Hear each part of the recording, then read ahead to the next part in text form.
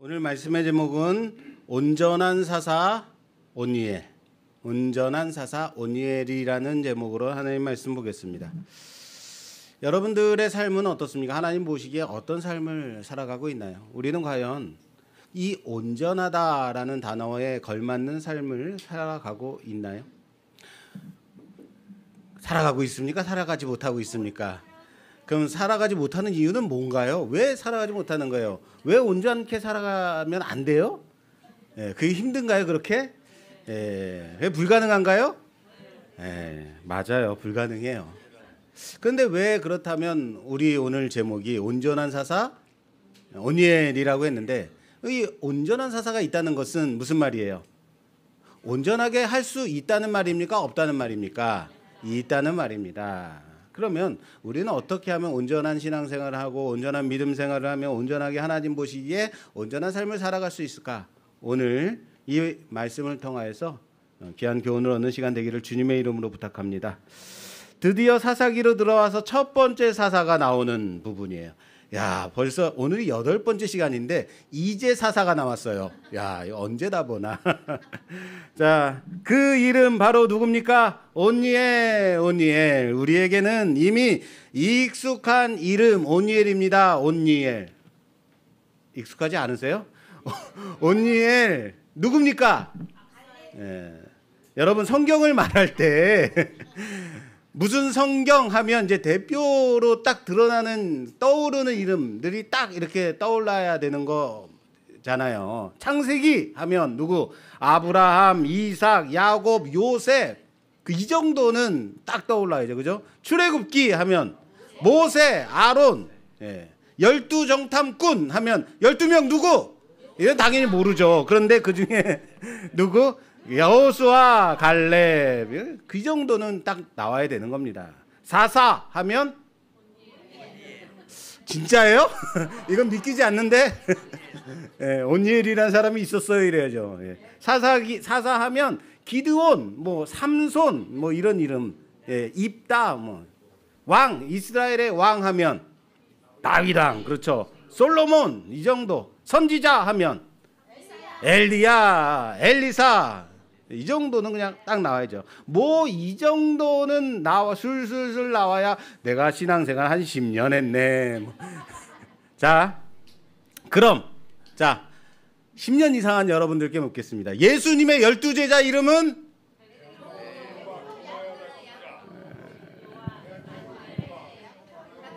뭡니까? 웅성 그러면서 다 말하는 척하고 말이에요. 막 꼬이기 시작하는 거 이제. 감사합니다. 베드로만 알아도 어디예요? 여기 누가 바돌로메 나왔어요. 야, 빌립, 도마. 집에 있는 거 가져오시면 안 돼요. 도마는.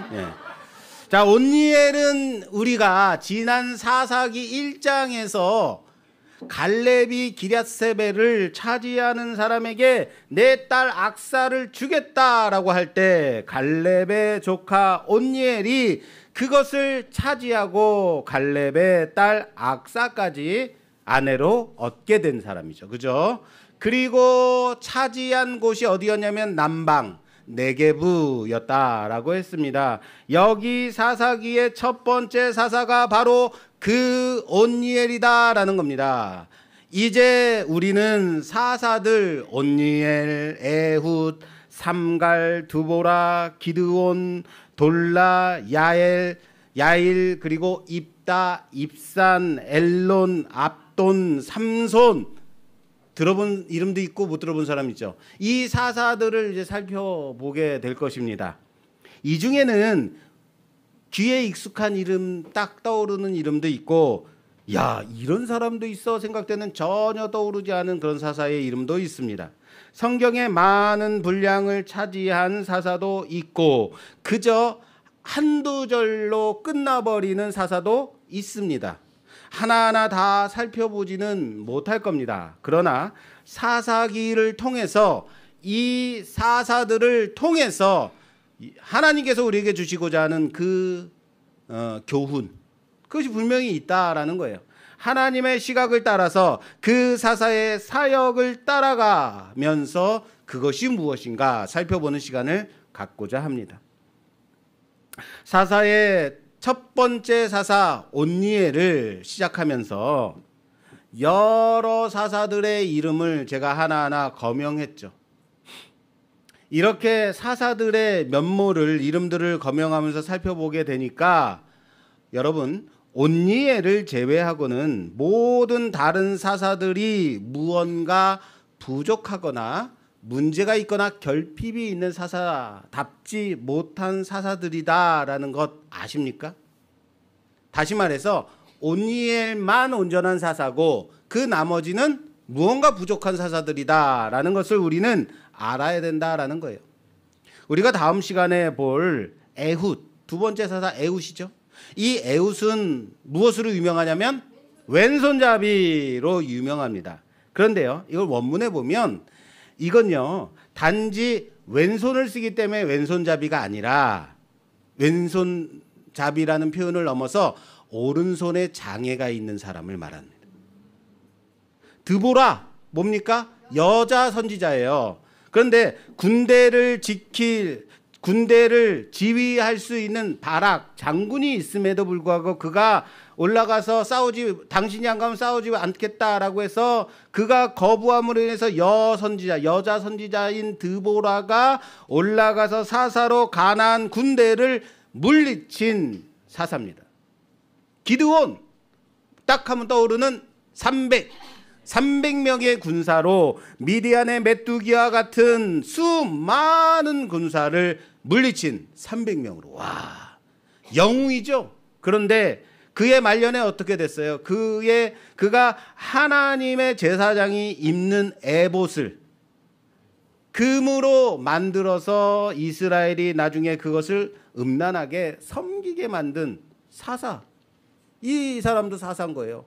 입다 나오죠. 입다는 뭡니까?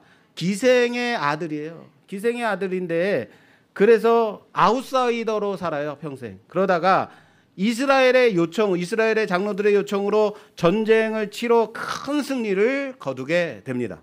그런데 전쟁에 나가면서 하나님께 서원하는데 내가 전쟁에 이기고 돌아오면 가장 나를 먼저 맞으러 나오는 사람을 하나님께 제물로 바치겠습니다 라고 인신제사를 서원한. 그런데 누가 나와요? 딸이 자기를 맞으러 나오는 거예요. 그래서 자기 딸을 제물로 바치게 된 문제 있는 사사죠. 이거 어떻게 봐야 되겠습니까?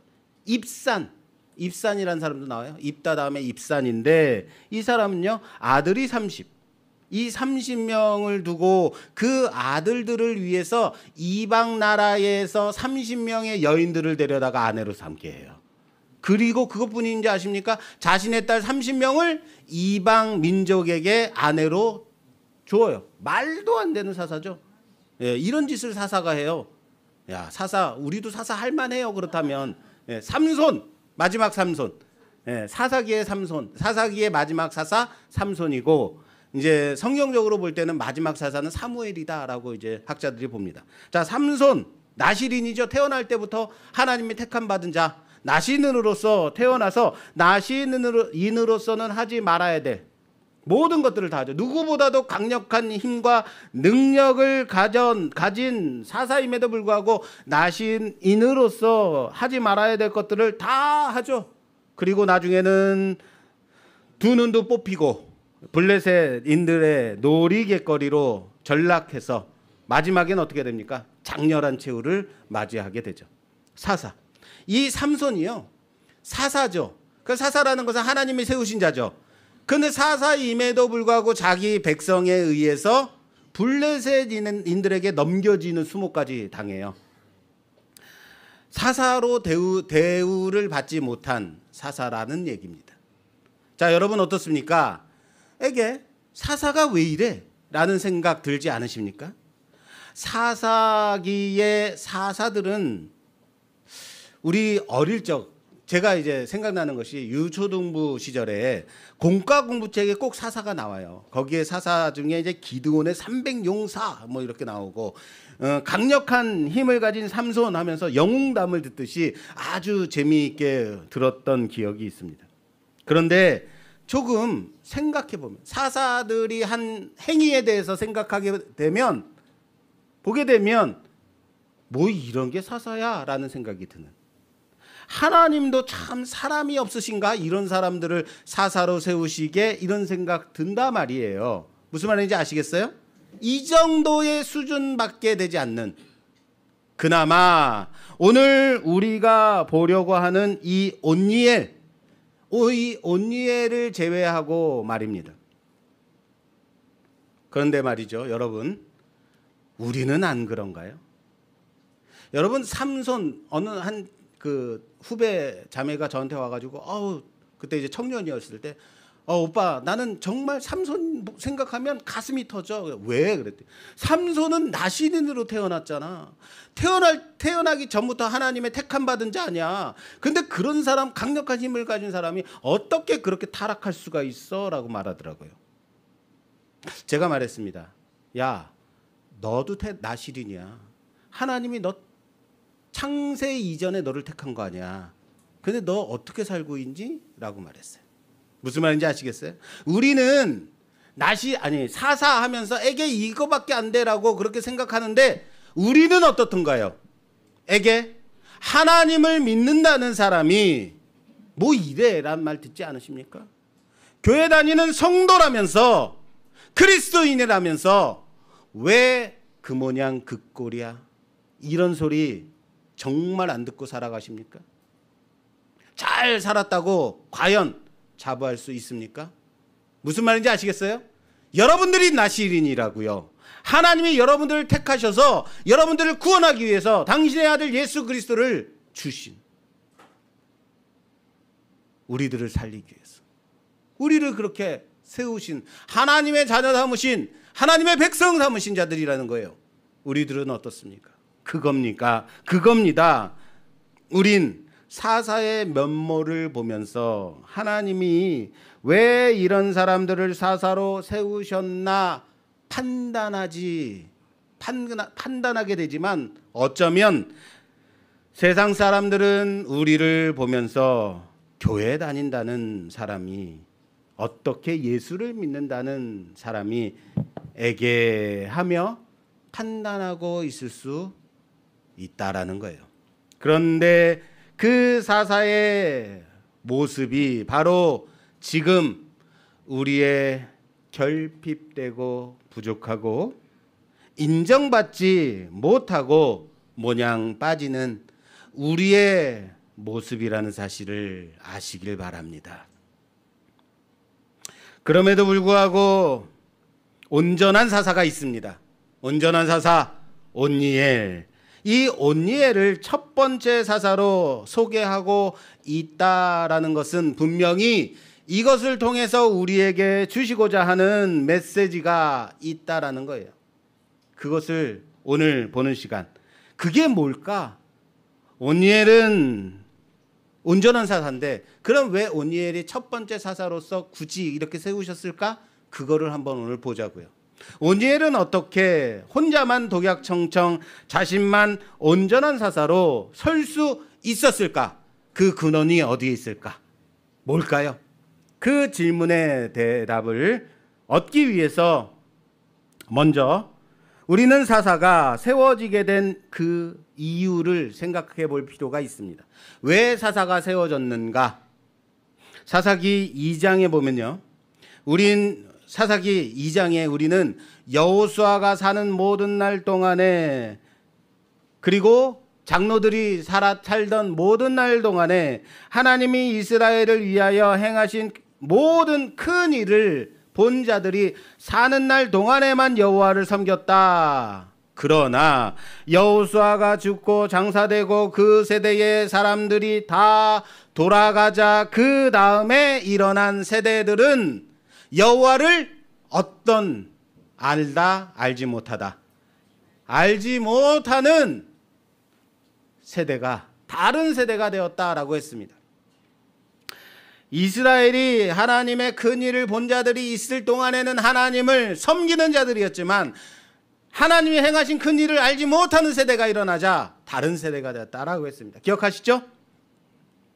이스라엘이 여호와를 알지 못하는 다른 세대가 되어서 여호와를 버리고 떠나서 가나안의 신들을 섬기자.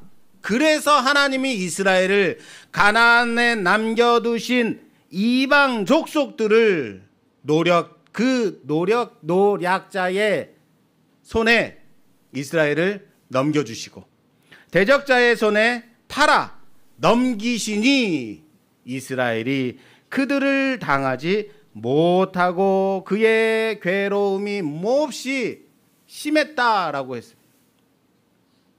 그러자 이스라엘이 어떻게 돼요?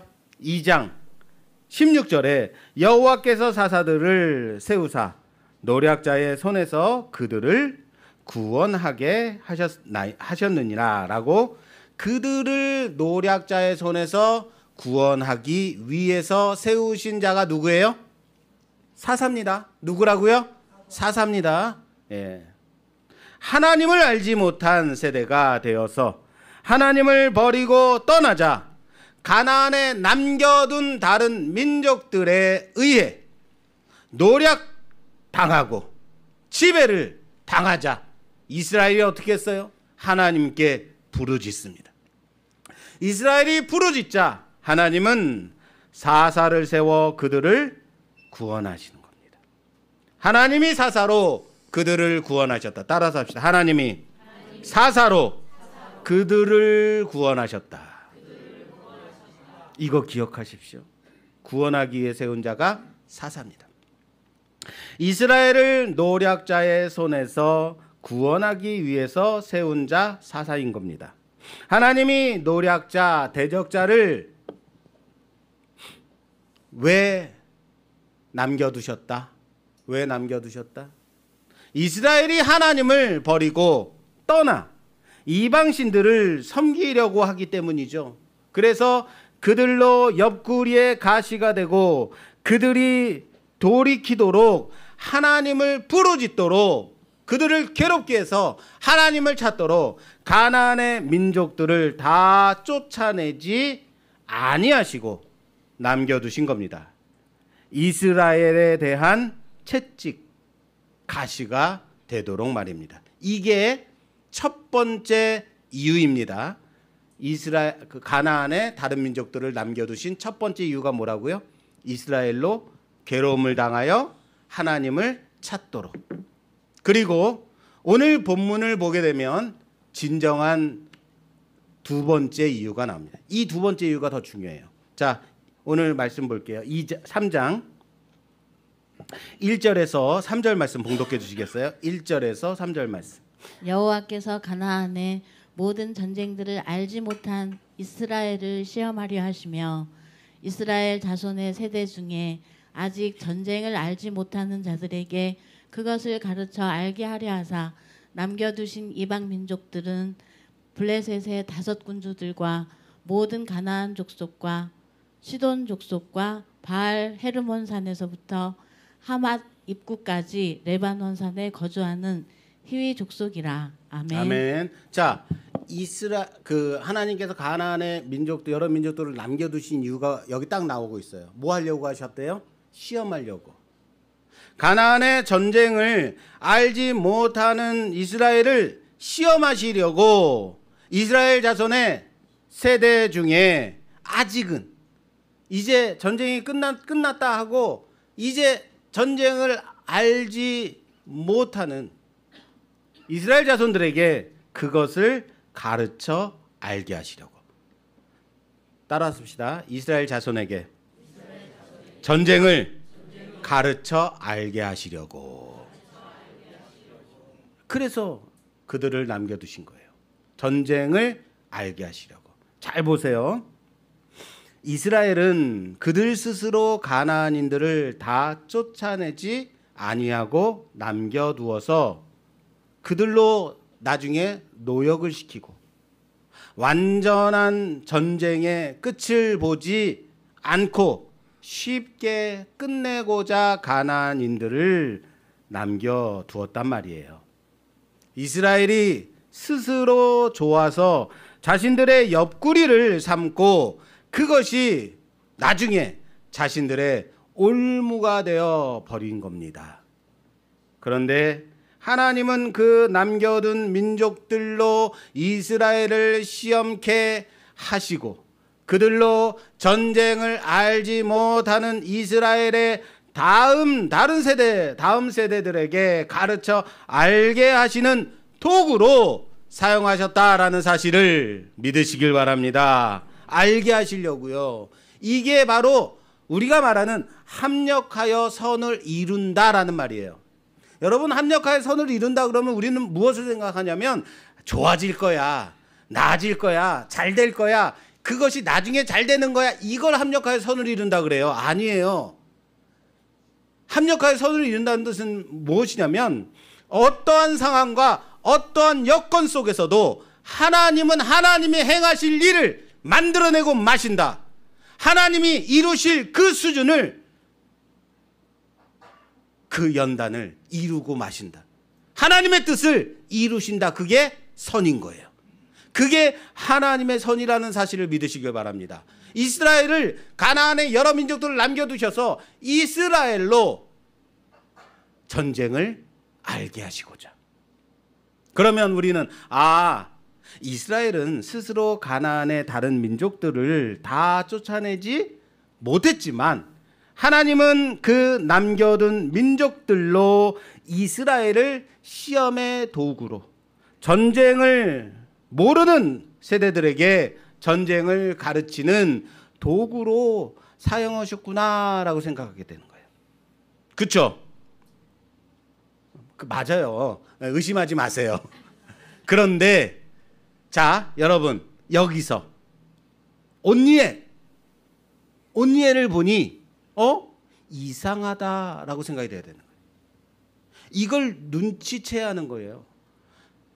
전쟁을 모르는 다른 세대, 전쟁을 모르는 다음 세대에게 전쟁을 깨닫게, 전쟁을 가르쳐서 알게 하시려고 사사를 세우셨다 그러셨는데, 온니엘, 그건 뭡니까? 온니엘이 누구예요? 여호수아의 가나안 정복 전쟁에서 이 산지를 내게 달라고 요청해서 헤브론과 남방 네게부를 받은 사람의 조카예요. 조카. 그 사람이 누구냐면 갈렙의 사위죠. 갈렙의 조카이면서 갈렙의 사위로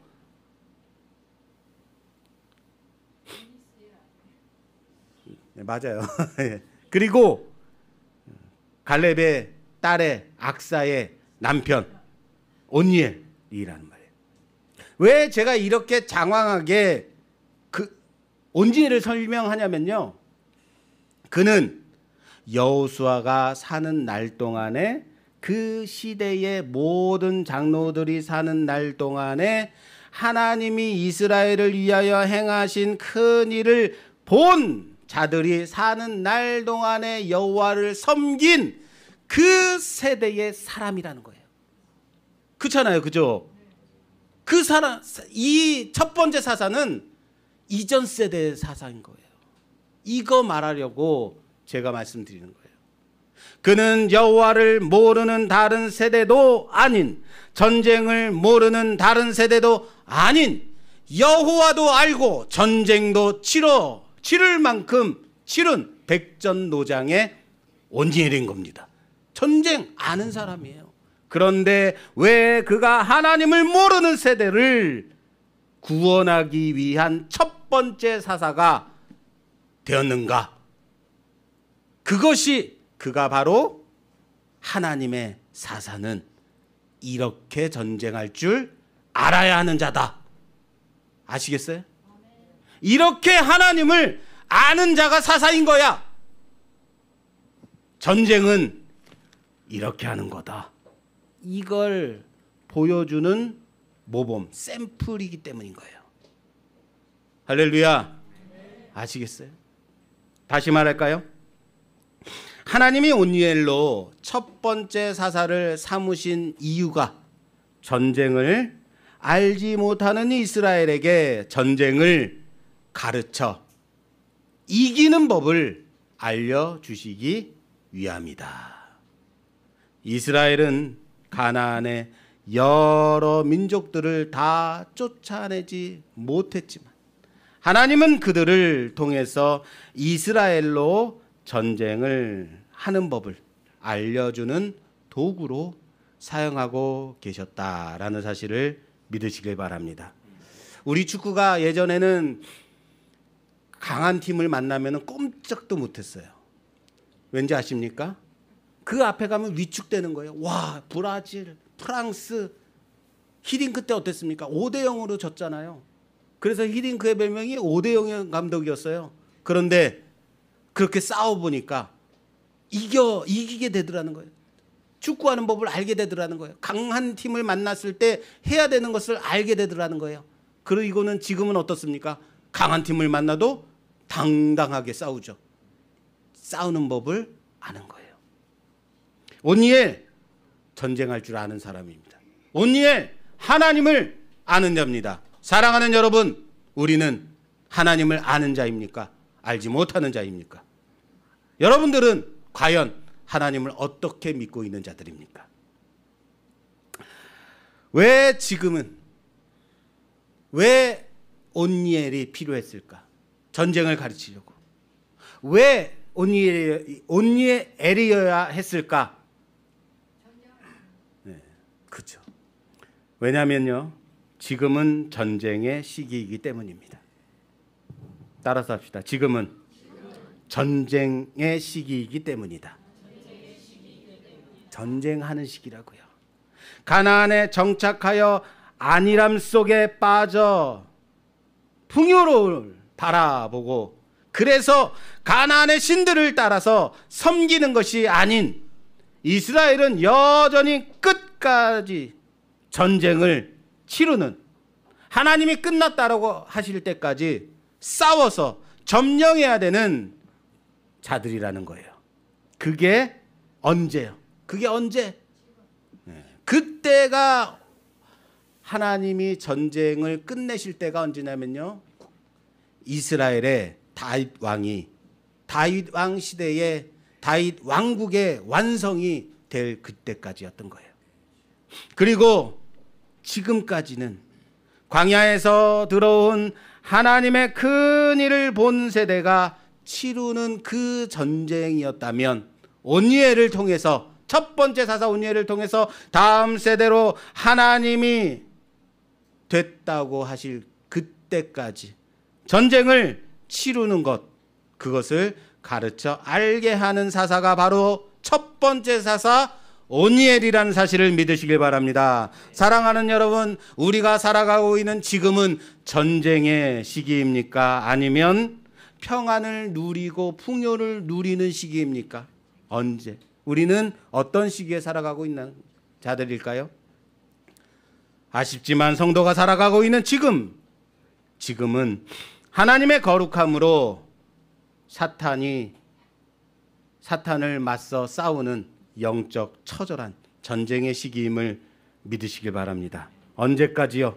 예수 그리스도께서 다시 오셔서 영원한 하나님의 왕국을 완성하실 그때까지 피 흘림의 전쟁이 있어야 된다는 사실을 믿으시길 바랍니다. 그것은 지금도 계속되고 있는 것입니다.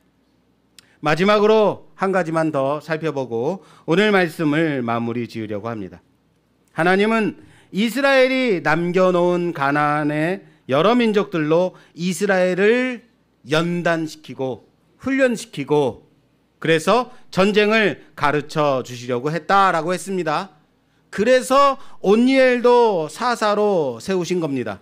그런데 이스라엘은 그것을 어떻게 이용했을까요? 그거 한번 볼게요. 오늘 3장 5절에서 6절 말씀 봉독해 주세요. 그러므로 이스라엘 자손은 가나안 족속과 헷 족속과 아모리 족속과 브리스 족속과 히위 족속과 여부스 족속 가운데 거주하면서, 자 보세요. 이스라엘은 그들 가나안 족속과 헷 족속과 아모리 족속과 브리스 족속과 히위 족속과 여부스 족속 가운데 거주하면서라고 돼 있죠.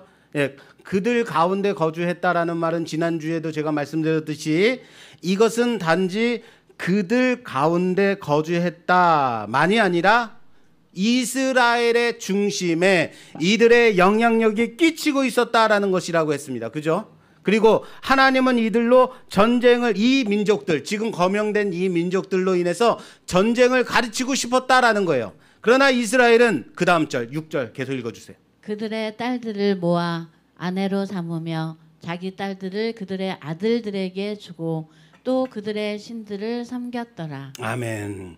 전쟁을 가르치라고 그들을 남겨두었는데 그들로 인해서 전쟁을 가르치려고 했었으나 이것은 하나님의 뜻이에요. 그러나 이스라엘은 그들의 딸들을 아내로 삼고 자신들의 딸들을 그들에게 아내로 주었을 뿐만 아니라 그들의 신들을 섬겼다.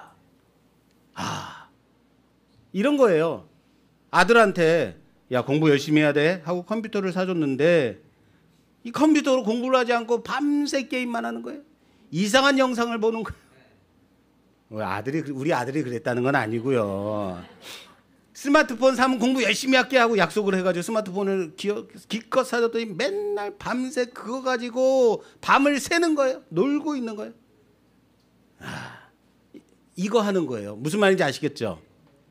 이스라엘로 전쟁을 깨달아 알도록 훈련시키려고 했는데 그들의 딸들을 아내로 삼고 자신의 아들들을 그들에게 아내로 주고 그들의 신들을 섬겼더라. 여기 이스라엘로 전쟁을 알게 하려고 남겨둔 족속들을 볼게요. 누구예요? 가나안, 헷, 아모리, 브리스, 히위, 여부스 족속인 거예요. 그런데 여러분 집중하세요. 여기서 오늘 본문에서 온니엘이 싸운 그 족속이 어디입니까? 이스라엘을 쳐들어와 괴롭게 한 족속이 어디입니까? 메소포타미아예요.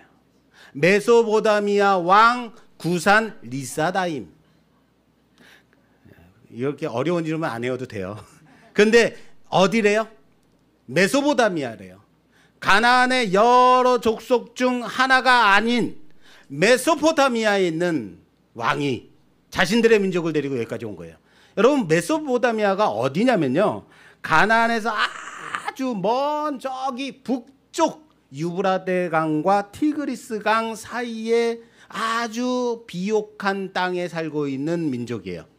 거기에는 문명의 시작, 워낙 거기가 땅이 좋기 때문에 문명의 발상지라고 말하는 바벨론이 있는 곳입니다. 그렇게 본다면 저 멀리 아주 먼 북쪽에서부터 가나안, 그것도 온니엘은 어디냐면 유다 가나안 남방이에요. 가나안의 남쪽 지역까지 가나안 남방까지 왔으니까 여기까지 왔다는 것은 가나안을 완전히 통과해서 왔다는 거 아니에요. 그죠? 무슨 말인지 아시겠어요? 메소포타미아 왕이 여기까지 쳐들어왔다는 것은 완전 초토화된 거죠. 멀고 먼 곳에서 여기까지 온 거예요. 잘 이해를 못하시는 것 같아서 여러분 만주, 우리 황해도 넘어가면 그 다음에 그 뭐 있죠? 예, 그 평안도예요. 예, 그리고 그 다음 넘어가면 이제 중국의 그 황량한 곳 있잖아요. 그 위로 가면 이제 만주벌판 있잖아요. 만주벌판 있잖아요. 그 만주의 끝자락에서 우리나라 부산까지 왔다는 거예요. 이거 이렇게 해야지 이해를 합니까? 그래서 나중에 이렇게 여기서 딱 듣고 가시면 집에 가서 메소포타미아 구산 리사다임은 만주족이구나 이런 식으로 끝나버리면 안 돼요. 자, 그래서 너무 멀다 해서 학자 중에서는 거기까지는 아니라 두 줄기의 강이 있는 가나안에서 가까운 북쪽 팔레스틴 지역 어느쯤일 거다라고 추정하는 사람도 있습니다. 어쨌든 구산 리사다임 왕은 여기 가나안에 남겨둔 족속이 아니라는 거예요. 아시겠어요? 그리고 다음 사사 누구라고요? 온니엘 다음에 에훗. 이때 이스라엘을 침략한 민족이 어딘지 아십니까? 모압이에요. 모압 에글론이 쳐들어와요. 자, 마찬가지로 모압 또한 가나안에 남겨둔 족속이 아니에요. 그렇습니다. 가나안 요단 동편의 민족이라는 거예요. 무슨 말인지 이해되십니까? 자, 이제부터 중요합니다.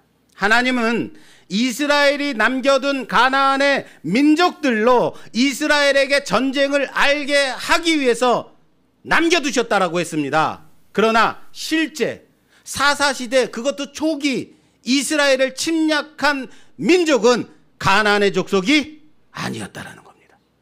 가나안 바깥에 있는 저 멀리 메소포타미아와 모압 족속이었다라는 거예요. 왜 남겨둔 이 6 민족들로 이스라엘과 전쟁을 하게끔 하시지 않고 저 멀리서부터 이상한 족속을 데려다가 전쟁을 치르게 하셨을까? 이게 재밌는 겁니다, 여러분. 생각해 보세요. 성경을 보실 때 뭘 하셔야 된다고요? 믿음으로 보지 마십시오. 생각을 하면서 봐야 되는 거예요. 이게 재밌는 거예요. 왜요? 자, 보세요. 여호수아로 가나안 정복 전쟁을 치르게 하신 하나님은 가나안의 여러 민족들을 완전 초토화시킨 거죠. 금방 쉽게 다시 가나안의 여러 족속들이 다시금 전쟁을 치를 수 없을 만큼, 이스라엘을 쳐들어올 수 없을 만큼 완전히 초토화된 거예요. 아시겠어요? 언제까지? 시간이 필요한 거예요. 온니엘이 메소포타미아 왕 구산 리사다임을 물리치고 이스라엘의 평온이 40년간 있었대요. 에훗 또한 모압 왕 에글론을 물리치고 평온케 한 기간이 80년이래요. 한 나라가 전쟁을 치르고 그 피해를 복구하기 위해서는 최소한 수십 년의 시간이 필요하죠. 가나안을 차지하고 있던 여러 민족들은 그 당한 이스라엘로 인해서 당한 피해를 복구하기 전에는 이스라엘을 침략할 군사도, 무기도, 물질도 없었던 거죠. 그래서 다시 강성해지기 위해서, 다시 부강해지기까지 온니엘의 40년, 에훗의 80년이 필요했던 것 아닐까요?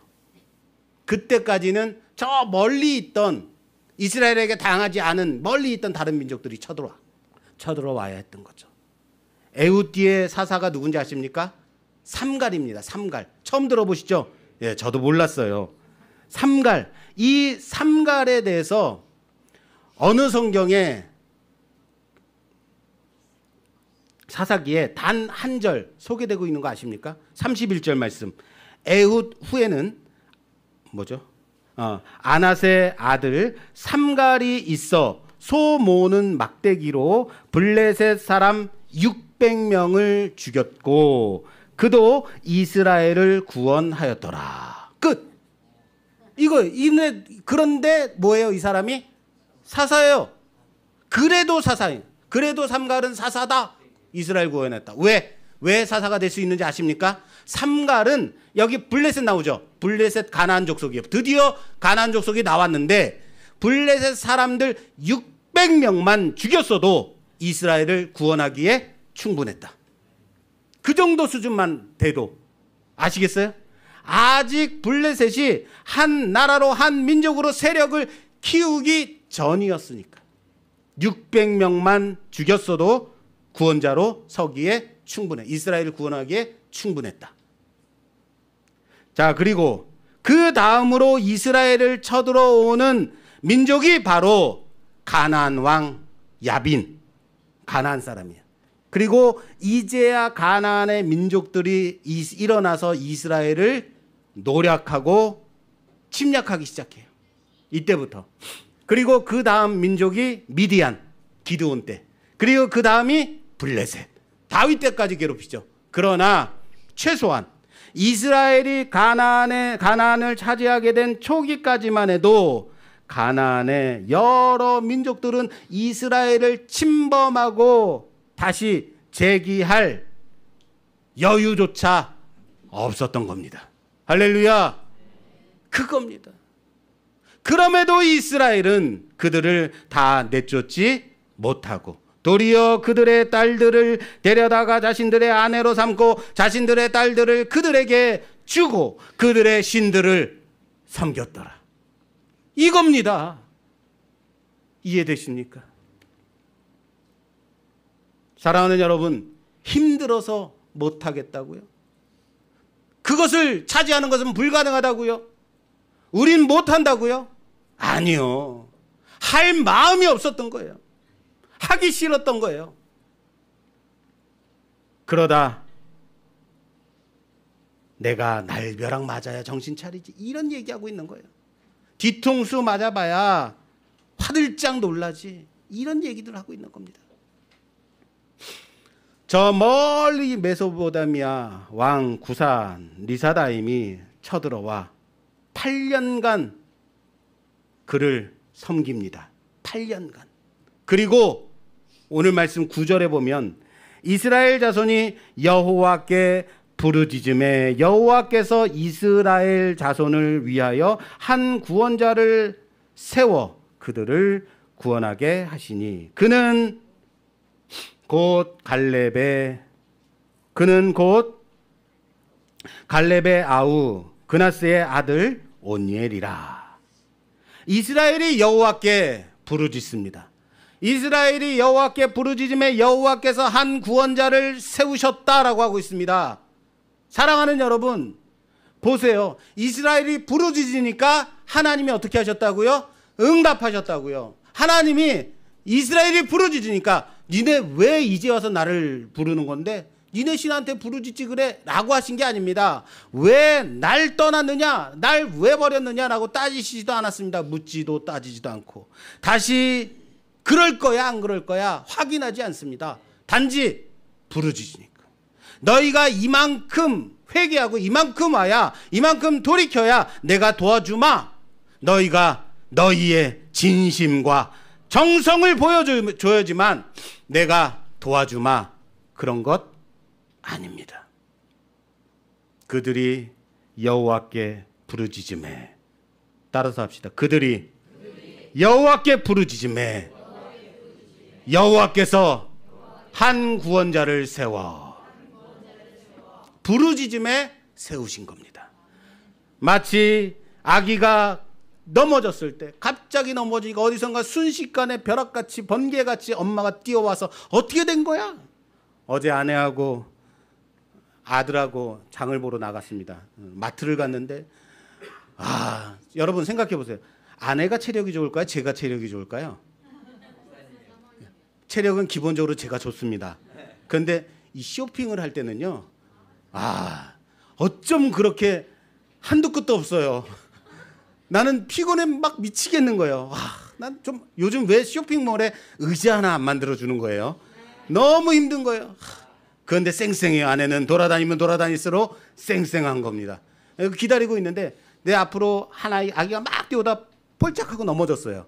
완전히 폴짝이라 그러면 안 되나? 빠작 뭡니까? 예, 외국에서 들어온 지 얼마 안 됐어 제가. 예, 과당 완전히 엎어져 버렸어요. 그랬더니 갑자기 어느 순간 엄마가 탁 오더니 아기를 딱 괜찮아 하고 케어하는 거죠. 그런 거예요. 아기가 넘어지기 전까지 엄마가 어디 있었는지도 모르는데 갑자기 엄마가 튀어나오는 거죠. 그런 거예요. 마치 그들이 하나님을 부르짖기만 하면, 부르짖자마자 하나님이 응답하셨듯이, 응답하신 것 같이 부르짖기만 해라, 부르짖기만 해라, 내가 기다리마 하는 것 같이 말입니다. 할렐루야. 그들은 8년간 메소포타미아 왕 구산 리사다임을 섬겼습니다. 만약 구산 리사다임이 쳐들어와서 이스라엘을 괴롭혔을 때, 만약에 바로 그때 부르짖었다면 어떻게 됐을까요? 그때도 응답하셨겠죠. 그때도 세우셨겠죠. 왜? 지금 누군데 이 사사가, 첫 번째 사사가 온니엘인데, 전쟁을 아는 자인데, 아시겠어요? 그겁니다. 부르짖기만 하면. 하나님이 기다리신 것 아닐까요? 그러나 하나님이 세우신 구원자 온니엘로 구원함을 받자, 온니엘이 살아있는, 그 온니엘에 살아있던 40년 동안 그 땅에 평온하였다. 그들은 부르짖었고 하나님은 그들에게 구원자를 보내주셔서 그들을 구원하셨습니다. 그러나 그것도 사사가 살아있는 날 동안만 평화인 것입니다. 그가 죽자 다시 이스라엘은 여호와 앞에서 악을 행합니다. 그러나 사사기는 이러한 행태의 반복이 연속되고 있습니다. 하나님이 보내신 사사, 그가 살아있는 동안에만의 평안인 겁니다. 하나님이 행하신 큰 일을 아는 자, 하나님을 아는 자, 하나님이 함께 하시는 자가 있는 동안에만 평안인 것입니다. 반대로 말할까요? 그들 가운데의 평안은 하나님을 섬기는 동안에만의 평안이다. 하나님을 섬기는 자 안의 평안이다. 하나님을 버리고 떠나서는 결코 우리 안에 평안이 있을 수 없다라는 것을 고백하시는 우리 모두가 되기를 주님의 이름으로 부탁합니다. 어떻게 하면 하나님이 세우시는 온전한 사사로 감당할 수 있을까요? 하나님을 아는 자, 하나님이 행하신 큰 일을 아는 자로 감당한다면 온전한 사사로 감당할 수 있다라는 사실을 믿으시길 바랍니다. 한가위 추석 명절입니다. 온 가족이 함께 모여 화목하고 평안할 수 있는 단 한 가지의 방법은 무엇인지 아십니까? 하나님이 주시는 그리스도 예수 안에서의 평안이라는 사실을 믿으시길 바랍니다. 다시 말할까요? 하나님을 아는 자가, 하나님이 함께 하시는 자가 바로 그가 우리가 되어서 나와 온 가족의 평안을, 화목을 이루는 우리 가정이 되기 위해서, 우리 가정의 사사가 되어서 온전한 사사가 세워져서 우리 모두 다 우리 가정의 평안을 붙잡는 자, 세우는 자, 이루는 자 되기를 주님의 이름으로 축원합니다. 축원합니다.